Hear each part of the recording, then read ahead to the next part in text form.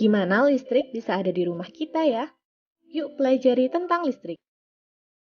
Hai teman kece, ada yang tahu nggak siapa ilmuwan yang dijuluki sebagai Bapak Listrik? Ya, benar banget. Michael Faraday. Pada tahun 1831, Faraday berhasil membuat arus listrik dari magnet yang bergerak di dalam gulungan kawat. Tapi, kalian tahu nggak? Faraday ternyata putus sekolah dan sudah bekerja sejak usianya 14 tahun loh. Waktu itu, ia kerja di sebuah toko buku. Karena itu, Faraday jadi sering baca banyak buku. Dari situ, ia kemudian melakukan banyak eksperimen dan akhirnya menjadi ilmuwan hebat. Keren kan? Sekarang, siapa sih yang nggak butuh listrik? Hampir semua kegiatan manusia membutuhkan listrik. Masak nasi di rice cooker butuh listrik, pompa air butuh listrik, menyalakan lampu butuh listrik. Bahkan saat kamu belajar online, bukan cuma butuh kuota internet loh, tapi kamu juga butuh listrik supaya ponsel atau laptopmu bisa menyala kan? So, listrik itu penting banget buat kehidupan manusia. Lalu, gimana listrik bisa sampai ada di rumah kita ya? Nanti kakak jelasin deh. Supaya lebih paham, yuk kita bahas dulu tentang listrik. Listrik itu sebenarnya apa sih? Singkatnya, arus listrik adalah muatan yang mengalir dari potensial tinggi atau kutub positif menuju potensial rendah atau kutub negatif dalam suatu rangkaian listrik. Perbedaan potensial ini disebut dengan tegangan atau potensial listrik.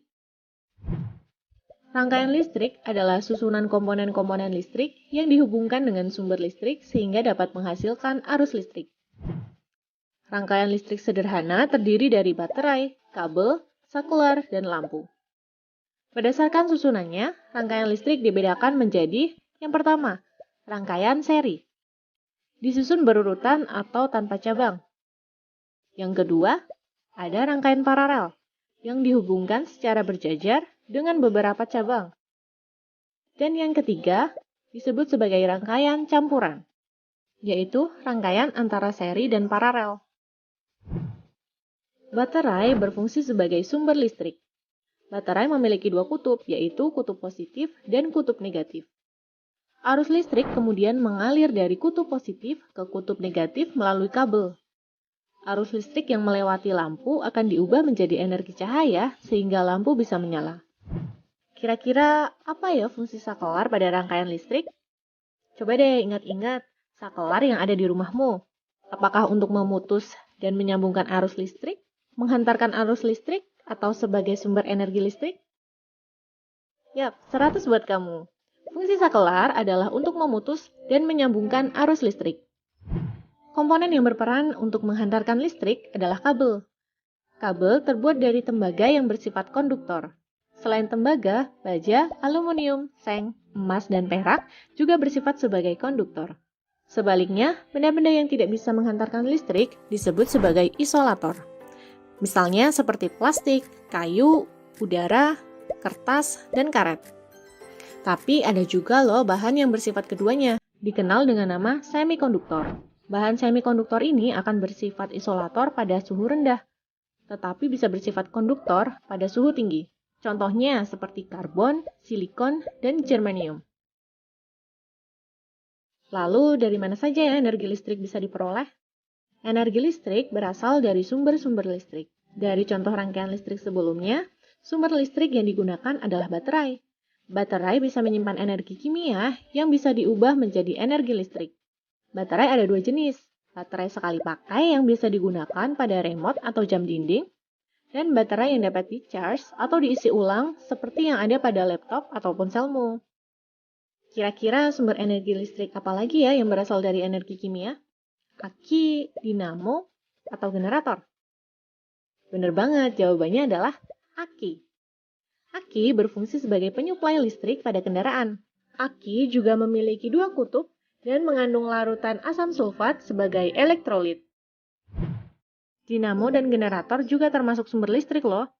Tapi kedua alat tersebut mengubah energi gerak magnet menjadi energi listrik.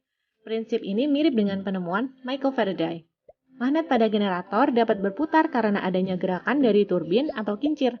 Sumber energi penggerak turbin inilah yang membedakan jenis-jenis pembangkit listrik.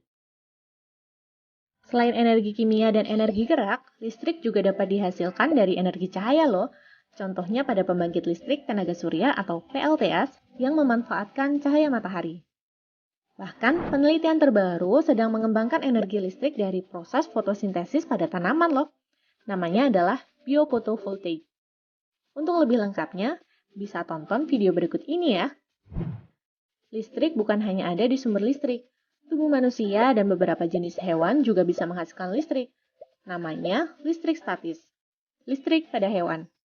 Beberapa jenis hewan menghasilkan listrik sebagai impuls rangsang dalam tubuhnya untuk menanggapi rangsangan, bergerak, berburu mangsa, melawan predator, atau bahkan navigasi. Contohnya adalah ikan belalai gajah, ikan pari listrik, hiu kepala martil, belut listrik, dan lele listrik. Listrik dalam tubuh manusia. Gaya-gaya yang ditimbulkan oleh otot disebabkan oleh tarik-menariknya antara muatan listrik yang berbeda. Kerja otak, saraf, dan jantung juga melibatkan listrik loh. Nah, sekarang apa saja ya manfaat listrik bagi kehidupan kita? Yang pertama, sebagai alat transportasi. Listrik dimanfaatkan dalam alat transportasi seperti kereta listrik, mobil listrik, dan motor listrik. Kereta listrik mendapatkan listrik langsung dari pembangkit listrik, sedangkan motor dan mobil listrik mendapatkan listrik dari baterai yang berkapasitas besar. Yang kedua, untuk menghidupkan alat elektronik. Manfaat listrik yang paling sering kita gunakan adalah untuk menghidupkan berbagai alat elektronik yang ada di rumah. Alat elektronik akan mengubah energi listrik menjadi bentuk energi lain yang bisa dimanfaatkan. Contohnya seperti halnya lampu, senter, televisi, laptop, dan ponsel mengubah energi listrik menjadi energi cahaya. Kemudian setrika, kompor listrik, oven, rice cooker, dan solder mengubah energi listrik menjadi energi panas. Kipas angin, blender, bor listrik, mesin cuci, dan vacuum cleaner mengubah energi listrik menjadi energi gerak. Speaker, radio, dan televisi mengubah energi listrik menjadi energi bunyi. Nah, balik lagi ke pertanyaan awal.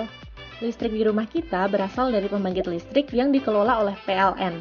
Mula-mula, listrik yang dihasilkan oleh PLN dinaikkan tegangannya menggunakan trafo setup menjadi sekitar 500.000 volt.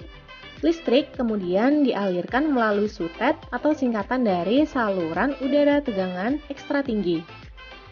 Sebelum dialirkan ke rumah-rumah, tegangan listrik dari sutet diturunkan terlebih dahulu menggunakan trafo step down menjadi 110 sampai 220 volt. Gimana? Udah paham ya sekarang?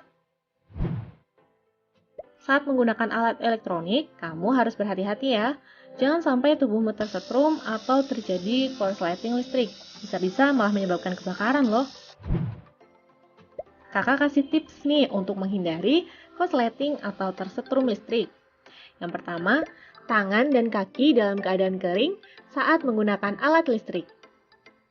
Yang kedua, jauhi stop kontak dan alat elektronik dari air.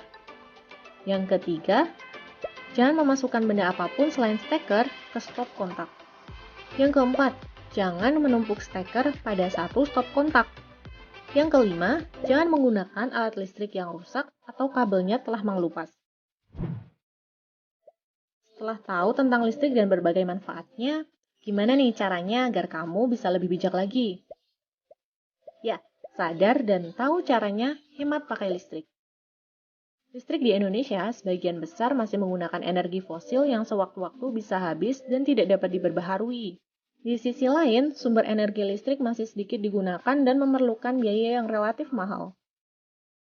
Oleh karena itu, yuk kita hemat penggunaan listrik. Untuk lebih lengkapnya, tonton video cara menghemat energi.